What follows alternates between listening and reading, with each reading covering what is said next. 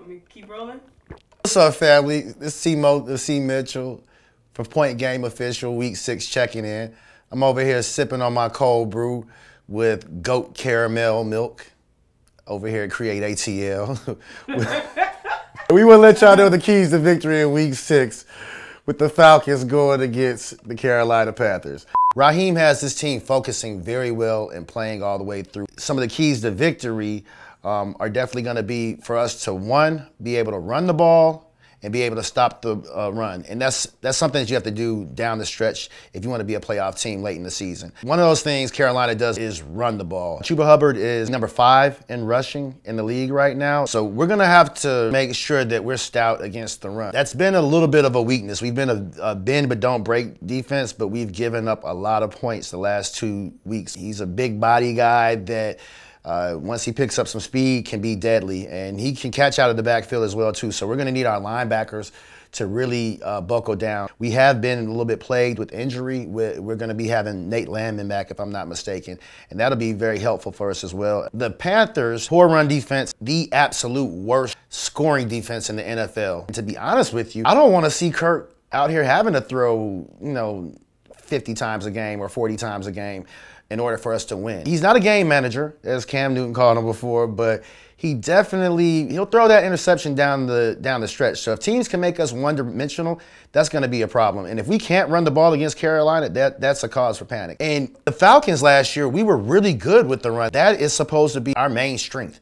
I think that teams have tried to take away Bijan Robinson and Tyler Algier as well. They know that we have that rushing attack, but I also feel like you have to just be dedicated to running the ball. Teams are going to stack boxes. Teams are going to try to take number 7 away because they know how dynamic he is.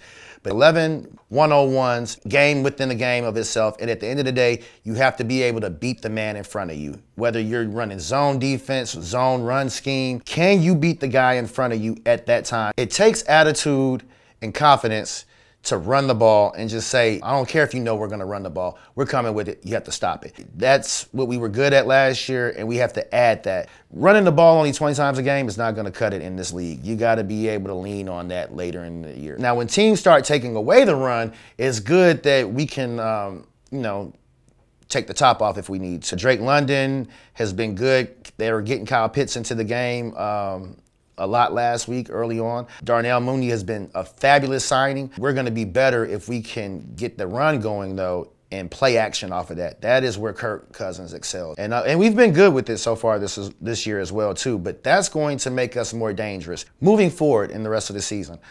We haven't had a lot of sacks. Our pass rush numbers have not been great, but we've caused some turnovers and, even caused a deflection with a interception touchdown with Matthew Judon. But we definitely are going to have to shore that up a bit more if we want to, be effective in the postseason. And that's going to start, again, with us being able to stop the run and not having these 3rd and short situations. We want to be able to get teams into, 3rd and 8, 3rd and 10. Making teams have to really pass against us. That's how we're set up. We're set up with more speed.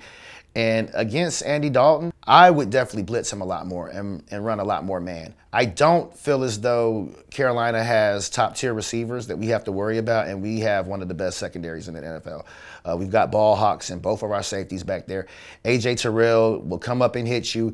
He also can play zone or he can play man with you, but I wouldn't give Andy Dalton all day. Any quarterback is going to pick you off if you're not getting there with your front 4. And unfortunately, that, again, has been somewhat of a weakness for us. So I would blitz Andy Dalton and play a lot more man, make the ball come out of his hands a lot more. Those veteran quarterbacks, especially the ones who aren't very mobile, they don't like pressure. They don't like pressure up the middle. They don't like pressure on the edges.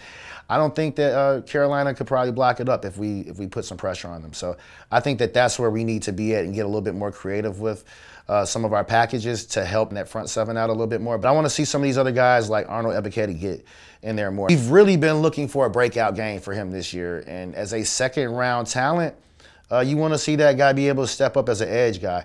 Also look for Rook Ororo. He played very good last week. He was really good and stout against the run, and I think we're going to need for him to really give us some good reps this week.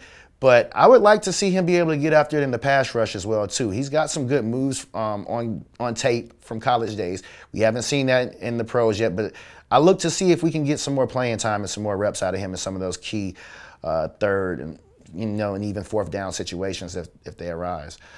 But those are some of the keys to victory that I would like to see for the Falcons this week. Point game official. Peace.